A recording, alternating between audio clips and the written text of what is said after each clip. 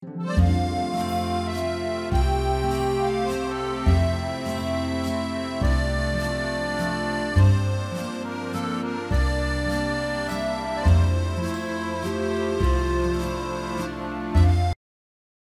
mes amis, c'est Pavel et le projet Mind de Cash. Vous êtes sur la chaîne qui est consacrée aux investissements et au trading. C'est le dimanche, comme tous les dimanches, nous sommes ensemble pour parler de la bourse, de l'économie, pour analyser ce qui s'est passé la semaine dernière et essayer de se projeter dans l'avenir, comprendre ce que les marchés nous réservent.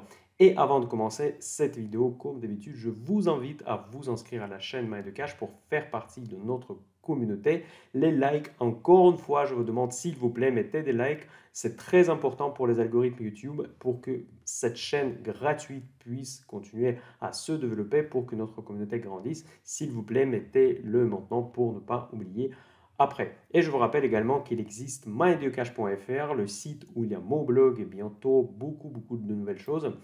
Pour la rentrée, je vous réserve une surprise.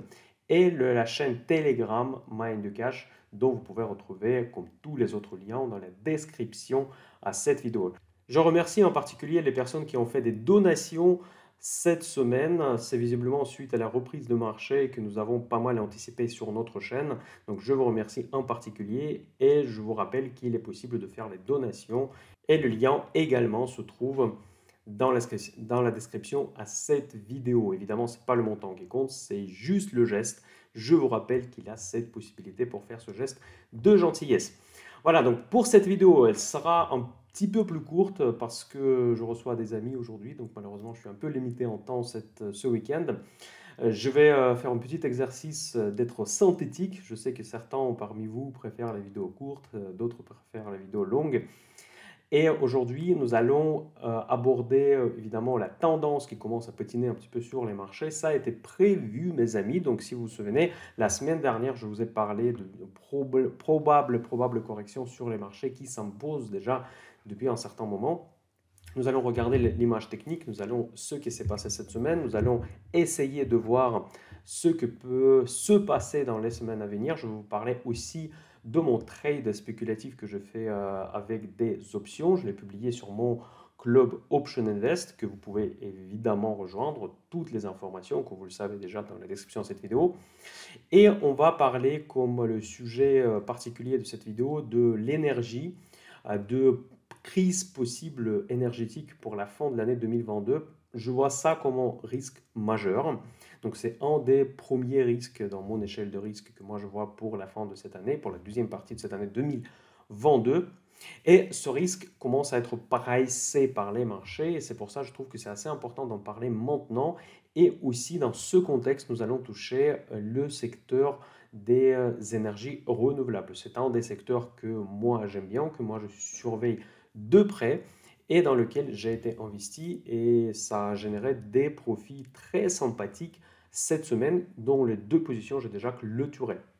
Voilà, donc revenons sur notre traditionnel tableau de bord. Donc vous voyez que sur la semaine, Nasdaq, il a lâché presque 2% et S&P 500, il a baissé de un petit peu plus de 1%. Rien de dramatique, franchement, on ne peut pas encore parler d'une crise, d'un retournement, de quoi qu'il en soit, dangereux. Donc il suffit de regarder l'indice VIX qui reste toujours très bas par rapport à toute cette palette de risques qui est le monde financier en train de faire face avec la guerre en Ukraine, avec éventuellement le dérapage entre Taïwan et Chine, même si je ne le vois pas pour le moment comme un risque majeur. Après, évidemment, il y a de l'inflation, il y a tout ce qu'on parle dans les cafés de dimanche depuis début de l'année, j'ai l'impression. Donc, toutes ces problématiques sont toujours là. D'ailleurs, le Covid, pour ceux qui n'aimaient pas les entreprises producteurs de vaccins, donc il y a des informations qui sont assez importantes. Déjà, le Covid, il repart plus ou moins un peu partout. On va bientôt rentrer dans le saison plus frais et forcément, il y aura plus de personnes qui seront enfermées ensemble dans la même salle. Donc la propagation de ce virus va s'accélérer et donc il ne faut pas oublier que les vaccins peuvent à nouveau être d'actualité. Et il y a une grande nouvelle par rapport à ce secteur, si ça vous intéresse. Je parle avant tout évidemment de deux entreprises, c'est BioNTech et Moderna, c'est les plus gros producteurs des vaccins contre le Covid, bien évidemment. Et c'est que maintenant, aux États-Unis, ils délèguent en fait les remboursements des vaccins aux assurances privées. Donc du coup maintenant, on ne va pas parler de côté social, parce que ça c'est plus un sujet politique que économique, que maintenant du coup c'est votre assurance et pas l'État qui va vous rembourser les vaccins. Parce que pendant la pandémie, grosso modo, partout dans le monde, c'est l'État qui a pris en charge la vaccination et les frais liés à l'achat des vaccins. Ni moi ni vous, nous n'avons pas payé directement pour les vaccins quand on s'est fait vacciner si vous êtes vacciné. Donc, évidemment, nous avons payé à travers le mécanisme des impôts parce que bon, l'argent ne paraît pas de nulle part, même si ça n'est pas tout à fait exact parce que l'argent peut apparaître depuis l'endettement, donc ce qui n'est pas nécessairement la taxation. Mais dans tous les cas, maintenant, aux États-Unis, ils seront remboursés par les assurances classiques. Et donc, ça veut dire que ça rentre plus ou moins dans le modèle standard des États-Unis qui est très inefficace, très inégal selon mon point de vue. Parce que vous savez que j'ai plutôt des points de vue, pas forcément socialistes, parce que je ne veux pas utiliser les termes français, parce que je peux être mal interprété, mais je ne suis pas de point de vue ultra-capitalistique qui est populaire aux États-Unis. Et donc, parce que du coup, maintenant, les personnes qui n'ont pas d'assurance, il y en a beaucoup aux États-Unis, parce que ça coûte hyper cher, les soins médicaux sont super chers, ainsi que les assurances médicales. Et donc, pas tout le monde peut se le permettre. Comme vous le savez, j'imagine que le plan de Obamacare, a été annulé par Donald Trump. Et donc maintenant, du coup, il y a plein de personnes qui n'ont pas d'assurance, qui ne seront pas vaccinées, donc du coup, parce qu'ils n'ont pas d'argent. Et forcément, ça va accélérer la propagation de ce virus. Après, il faut voir, parce que pour l'instant, cette information elle est un petit peu fraîche. Tout simplement parce que on ne sait pas quelle sera la politique de l'État envers des personnes qui sont fragiles, qui sont vulnérables. Peut-être il y aura des programmes de soutien particuliers.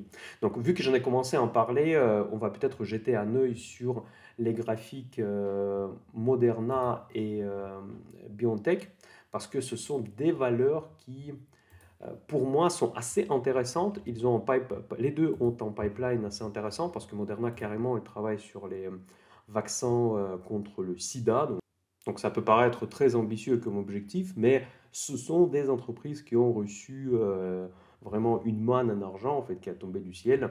Donc ils ont beaucoup, beaucoup de cash. Si vous regardez les multiplicateurs, c'est impressionnant. D'ailleurs, hier, j'ai enregistré une vidéo sur l'analyse du bilan, vous m'avez demandé. Donc elle n'a pas eu beaucoup de vues pour le moment. Donc si vous voulez que je continue à faire des vidéos un petit peu plus formation, n'oubliez pas de la liker ou la regarder si cela vous intéresse, où j'explique plus ou moins comment calculer les ratios principaux et comment lire le bilan de l'entreprise cotée en bourse. Voilà, donc si on regarde Moderna, ça va être très rapide. On peut voir qu'elle a retrouvé enfin son support assez puissant au niveau de 120 dollars à peu près. Et donc là, on a cassé encore au niveau de moyenne mobile. Et si ça se rapproche à 120 dollars, je vais reprendre une position parce que moi, je l'ai soldé il y a déjà un certain temps.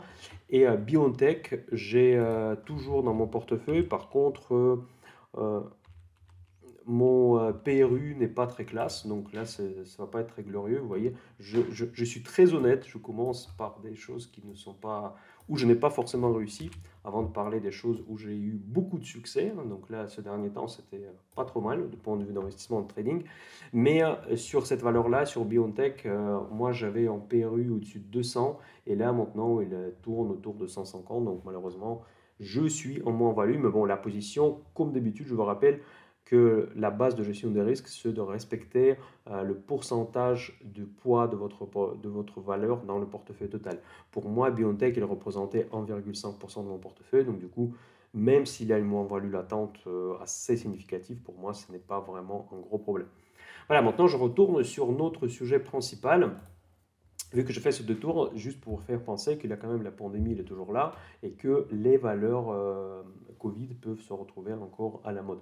Et vous allez voir aussi qu'il y a d'autres valeurs qui sont liées plus au télétravail, qui étaient considérées comme des valeurs Covid auparavant, peuvent être à la mode pour une autre raison qui est un sujet principal de cette vidéo. Donc voilà, là je vous ai dit que VIX ne présage pour l'instant aucun risque. Donc le pétrole sur la semaine, d'ailleurs je n'ai pas suivi, je ne sais pas ce qu'il a fait. Donc il a baissé sur la semaine, c'est toujours une bonne nouvelle. Par contre, je ne vois pas beaucoup de potentiel de baisse pour le pétrole parce que, encore une fois, on arrive au sujet principal de cette vidéo. Vu que l'hiver s'annonce rude, vu qu'il y a des énormes risques des coupures énergétiques, donc tous les types d'énergie risquent de remonter. Le pétrole, c'est un benchmark principal de tous les produits énergétiques. Oui, effectivement, ça peut paraître bizarre, mais il y a une corrélation entre le pétrole, entre le gaz et même entre le pétrole et l'électricité. Même si le marché de l'électricité il est très très particulier, très volatile et très dépendant de ce qu'on appelle le location spread, en fait, de l'endroit géographique exactement où le prix est déterminé par le marché. Voilà, donc maintenant au niveau des taux, les taux sont un petit peu remontés. Vous voyez, le 10 ans américain se rapproche à nouveau à 3%. Donc on est quand même dans un contexte macro qui est assez perturbé parce que les taux remontent. Le VIX, il a quand même un tout petit peu remonté. On était même descendu à 18 et quelques. Et les marchés ont baissé. Mais ça s'inscrit tout à fait dans la configuration de la correction. Je vais encore frimer un tout petit peu, visiblement, c'est aujourd'hui. Parce que, juste pour vous donner de l'historique un tout petit peu, si vous venez juste de rejoindre la chaîne Mind de Cash, j'ai commencé à parler d'un rebond technique, peut-être même pas un rebond technique, d'un rebond tout simplement des marchés, encore quand on était à 3600, 3700 sur S&P, donc c'était largement en avance. Donc là, j'étais acheteur déjà à ces niveaux-là, et ce que j'ai fait, donc j'avais toujours mon portefeuille assez exposé sur les marchés financiers, et justement, mes premiers niveaux, c'était 4150 qu'on a passé assez facilement, et maintenant, on atteint le niveau où on voit les moyennes mobiles de 200 jours, et contre lequel je disais justement hier qu'on aura du mal à passer parce qu'il y a déjà des volumes, il y a déjà d'autres. Déjà, c'est une résistance plus puissante si on regarde l'historique, et aussi il y a une moyenne mobile qui est très proche, et le marché au niveau de RSI, de point de vue technique, le Relative Strength Index, il est dans la zone de surachat. Et maintenant, on est en train de corriger cette zone de surachat, comme on l'a fait par exemple ici. Et pour moi, nous devrons encore consolider un tout petit peu. Voilà, maintenant, ce que moi j'ai fait. Donc, j'étais très exposé sur les marchés. Donc, comme vous avez déjà compris que c'était de très très belles semaines pour mon portefeuille ce dernier temps. Et maintenant, j'ai pris quand même une position spéculative. J'ai publié les détails de cette position dans le Club Option Invest. Cette stratégie s'appelle Bear Put Spread. C'est une stratégie que j'utilise souvent quand j'attends une correction des marchés, mais je ne m'attends pas à un effondrement des marchés. Donc, grosso modo, ce que j'ai fait, j'ai acheté une option put sur le strike de 4300 points sur l'indice S&P 500, sur les futurs de l'indice S&P 500. Et par contre, au même temps, j'ai vendu le strike de 4000, qui est très liquide, sur le même indice. Donc, grosso modo, j'ai deux positions dans le sens opposé. Et je serai gagnant, si vous voulez, si euh, au moment d'expiration, je vais me retrouver plus ou moins dans cette zone au niveau de S&P 500. Cette zone, elle est gagnante pour moi. Donc si jamais on sort de cette zone, si on sort par le haut, dans ce cas-là, je vais perdre la prime que j'ai payée pour l'achat de put, et je vais quand même encaisser la prime que j'ai perçue cette fois-là parce que j'ai vendu en put pour un strike inférieur. Donc du coup, pour moi, le coût d'ouverture de cette position, c'est la différence entre les primes de strike de 4300 et du strike de 4000.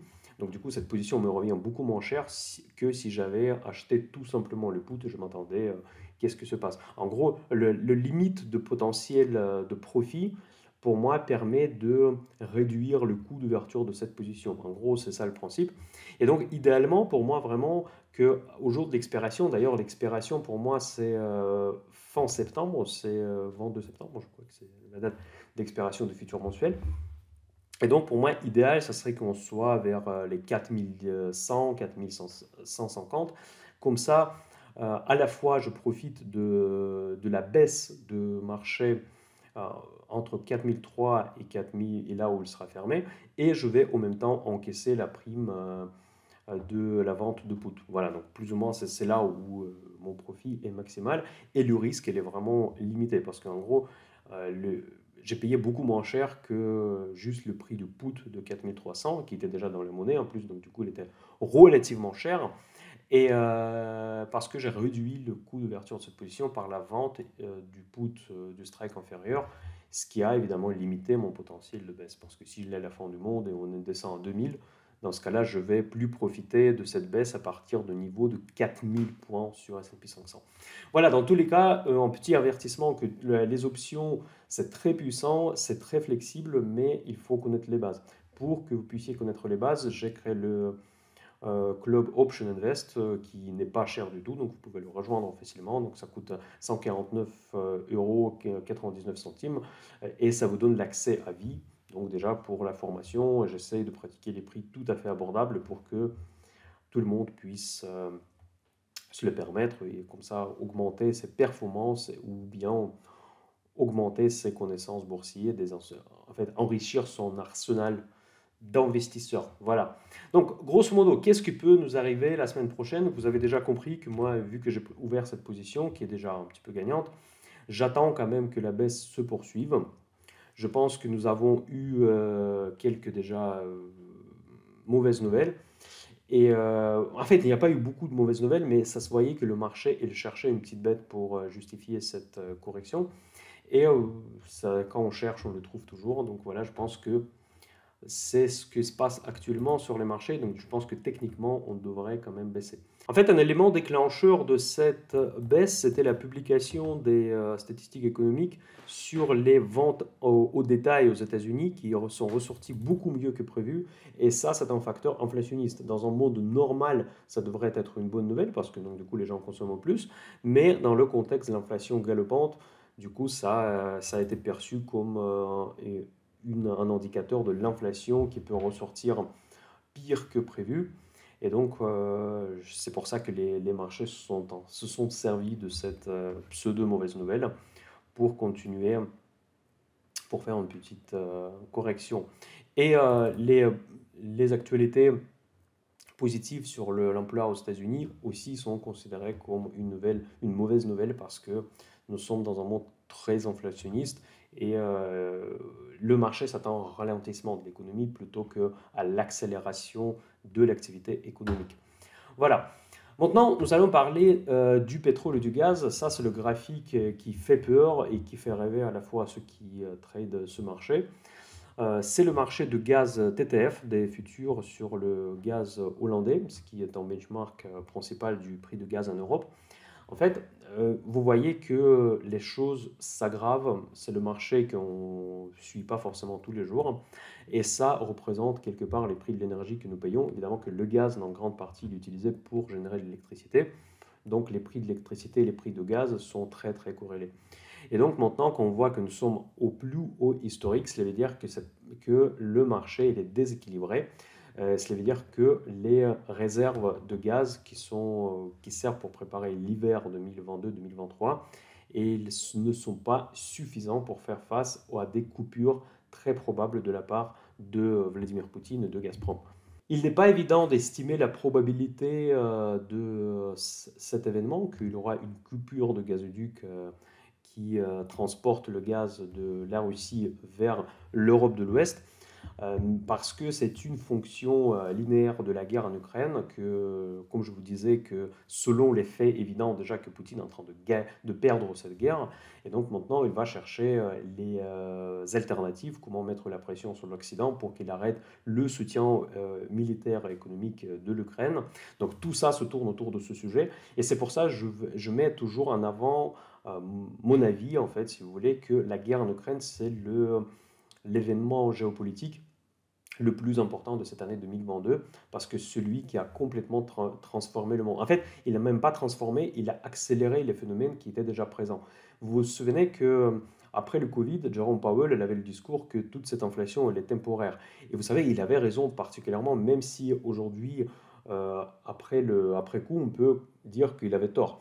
Mais à un moment donné, quand il disait ça, ils avaient raison. Parce que tout simplement, avant la guerre en Ukraine, il était très fort probable que, effectivement, l'inflation, c'était juste le phénomène de la réouverture post-Covid.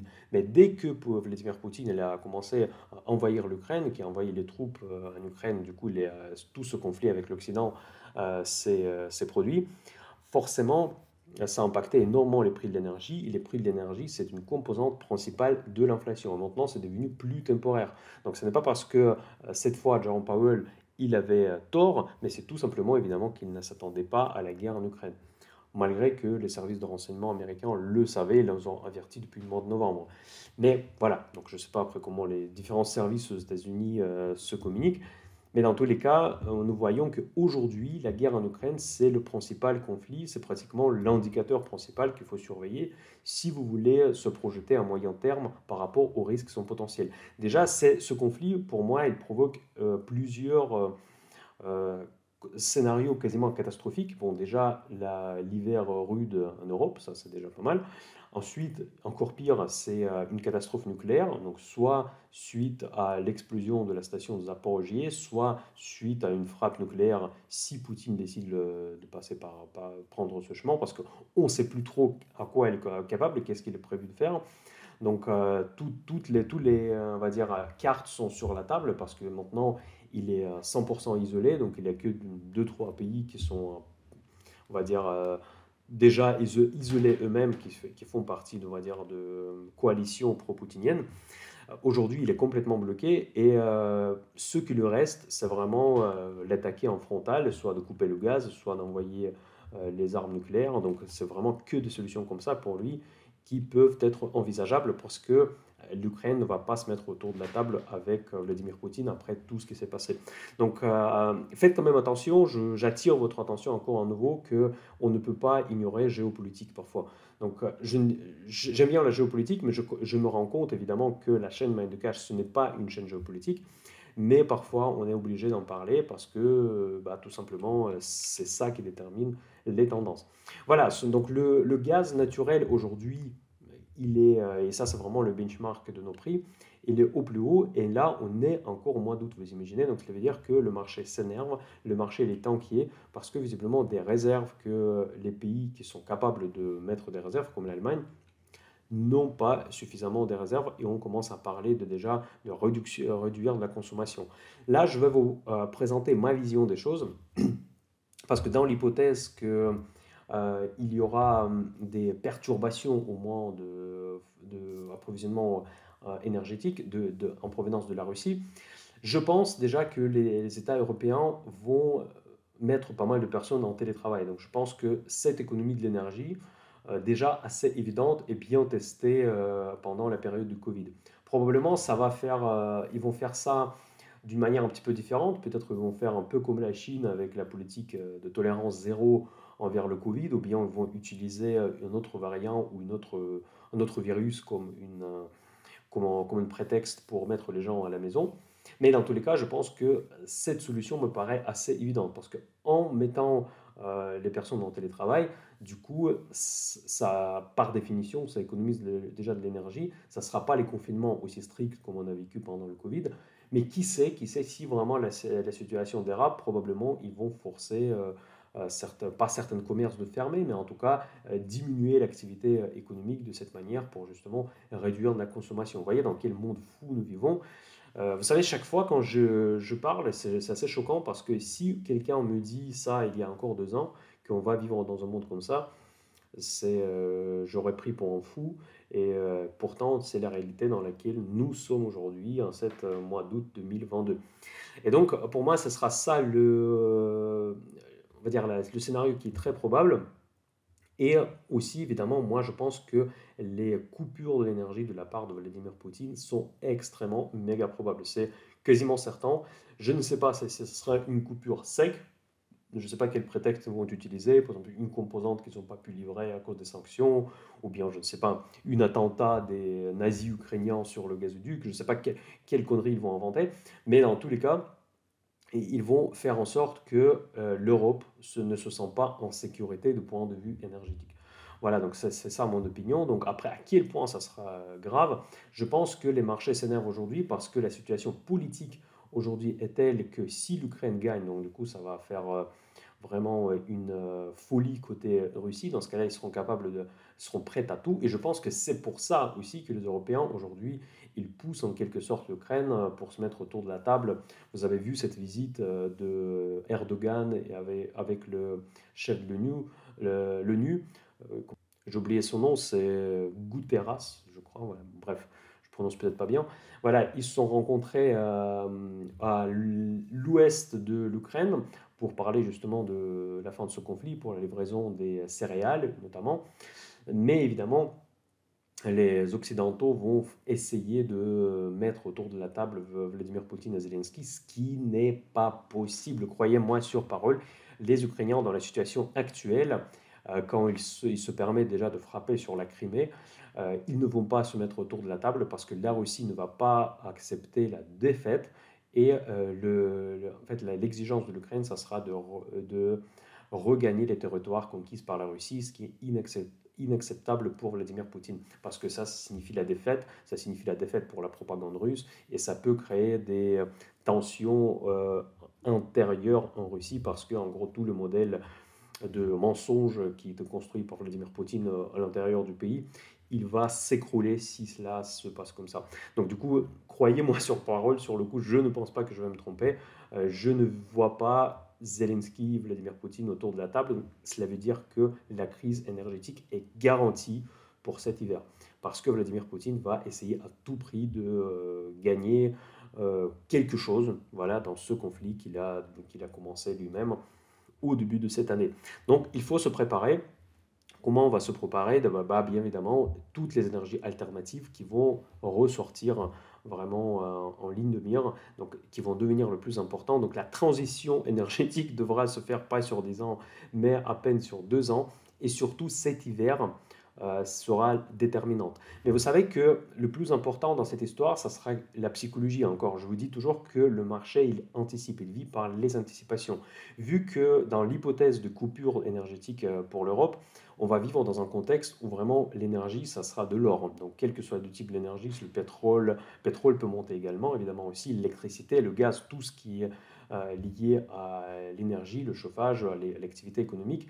Et dans ce contexte, les énergies renouvelables vont passer au premier plan parce que ça va être un énorme méga hype sur les marchés financiers parce que tout le monde va dire que voilà, vu vraiment le bordel que nous avons vécu pendant cet hiver 2022, ça j'anticipe, je ne sais pas, peut-être tout va bien se passer, heureusement. Mais si ça se passe mal, dans ce cas-là, tout le monde va voir quelle catastrophe nous avons traversée. Donc, du coup, tout le monde va être motivé pour passer au plus vite sur les énergies renouvelables. Et déjà, ce point psychologique va pousser les prix des sociétés, des énergies renouvelables dans le ciel. En fait, franchement, ça, on va voir des valorisations absolument inacceptables et on va vivre très probablement une certaine bulle sur ces actions-là. Voilà. Et donc là maintenant, je vais vous parler de quelques actions que j'avais dans mon portefeuille. D'ailleurs, super important, comme vous le savez déjà, que à la rentrée, je lance les abonnements pour le site mindthecash.fr où je vais présenter les screeners. Les screeners par secteur, donc ça va être enrichi. Après, au début, il y aura 4 ou 5 screeners. Après, je vais avoir beaucoup plus. Et il y aura le screener sur les entreprises des énergies renouvelables. Donc du coup, chaque fois maintenant, quand je veux parler dans tel ou tel secteur, je vais vous faire juste une référence sur ce screener que vous pouvez aller voir quelles sont les sociétés. Et pour certaines sociétés, je donne mon opinion, je vous dis si moi je l'ai dans le portefeuille ou pas. Donc voilà, ça sera ça le principe de mes screeners Mind the Cash. Mais maintenant, je vais vous parler de 2 valeurs qui m'ont fait vraiment des profits assez sympas. Et la première société s'appelle Bloom Energy Corporation. En fait, c'est un équipementier pour les acteurs des énergies renouvelables. En fait, je vais vous expliquer toute l'histoire dès le début parce que j'ai eu cette valeur suite à une stratégie de revenus passifs que j'implémente au sein de portefeuille Option Invest, au sein de Club Option Invest. Et donc, moi, je vendais en put quand cette valeur elle était dans les 20 dollars, je ne sais plus à quel point elle était, à quel prix elle était cotée au moment quand j'ai vendu le put, et j'ai vendu en put de 15 ou 14 dollars, en espérant qu'en gros on ne va pas le toucher et le marché va être calme et je vais encaisser le put et je vais reprendre cette même position et comme ça j'encaisse le cash tous les mois. Donc grosso modo c'est cette stratégie assez commune pour ceux qui connaissent les options. Donc en gros vous vendez les puts sur des actions qui en théorie vous intéressent. Moi c'était le cas parce que Bloom Energy fait partie de mon shortlist des énergies renouvelables. Et donc, les choses se sont mal passées cette fois, et le marché, notamment le secteur des énergies renouvelables, a commencé à chuter. Là, c'était quelque part là. Et donc, du coup, je me suis retrouvé dans la position. Donc, du coup, j'étais exercé pour mon strike, j'ai touché quand même la prime, et après, j'ai subi une certaine baisse des marchés. Je me suis retrouvé avec plusieurs lots d'actions de Bloom Energy Corporation investis. Et donc, cet investissement, évidemment, il m'a un petit peu inquiété dans cette zone-là parce que j'étais en moins-value. Et maintenant, le marché il est reparti. Et non seulement j'ai encaissé la prime de vente de ce put, et maintenant j'ai quasiment doublé ma mise. Parce que quand je l'ai vendu, là, il a rebaissé pas mal, mais je l'ai vendu autour de 8,5, je crois. Et donc, j'ai encaissé quand même une jolie plus-value sur cette valeur qui reste quand même assez intéressante. Mais par contre, toujours le problème d'investissement dans ces valeurs que la plupart entre elles, ce sont la catégorie C, catégorie D, principalement catégorie D, vous voyez qu'elle est déficitaire. Et ça, c'est un problème parce que nous vivons dans le monde des taux qui remontent. Donc, du coup, ces entreprises nécessitent de financement. Et donc, investir dans les entreprises qui sont consommatrices en capital, qui nécessitent d'investissement dans un contexte où la liquidité est plus restreinte, c'est quand même assez délicat. Voilà, donc c'est pour les amateurs, vous voyez, donc quand vous regardez les chiffres, ça ne va rien dire parce que c'est un quasi startup et pourtant, vous voyez, ça génère des profits. Voilà, une deuxième action que j'ai toujours dans mon portefeuille, j'ai implémenté pareil la même stratégie de vente des puts et je me suis fait exercer, c'est Canadian Solar. Et cette entreprise, pareil, elle est en train de remonter dans la stratosphère. Moi, je l'ai eu autour de 30. Aujourd'hui, on est 42, plus de 42. Et pourquoi j'en parle de cette valeur? Parce que, contrairement à Bloom Energy, cette valeur, elle est rentable déjà de mémoire. Donc, au moins, c'est une catégorie C. Déjà, c'est quelque chose, parce que bon, on n'investit pas dans quelque chose qui est absolument euh, aléatoire. Donc on peut voir que de mémoire, oui, c'est vrai. Donc voilà, PE ratio, c'est déjà à 18,6. D'ailleurs, ce n'est pas très cher.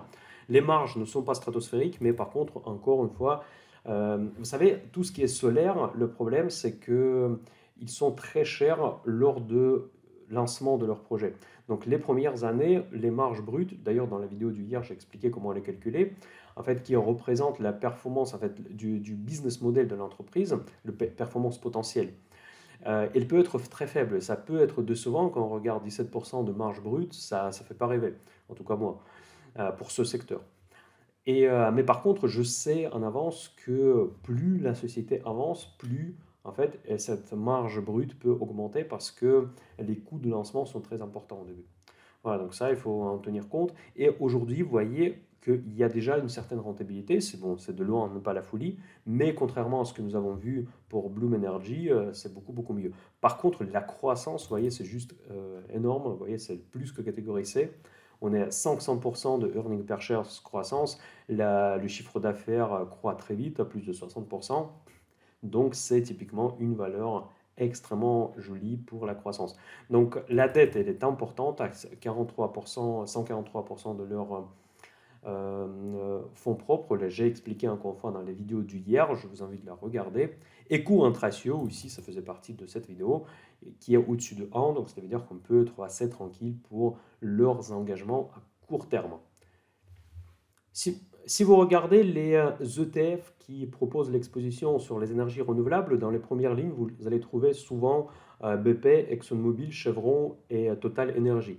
Pourquoi elles le font? Parce que c'est vrai que ce sont des entreprises qui investissent massivement dans les énergies renouvelables. J'en ai parlé il n'y a pas longtemps de Total dans une de mes vidéos, donc vous le savez que pour moi, pour l'instant, cette valeur, elle n'est pas valorisée comme une valeur des énergies renouvelables. Peut-être ça sera un jour le cas, mais attention, il y a quand même certains risques que certains business des énergies renouvelables, il est très différent par rapport au business de crude, en fait, de oil conventionnel.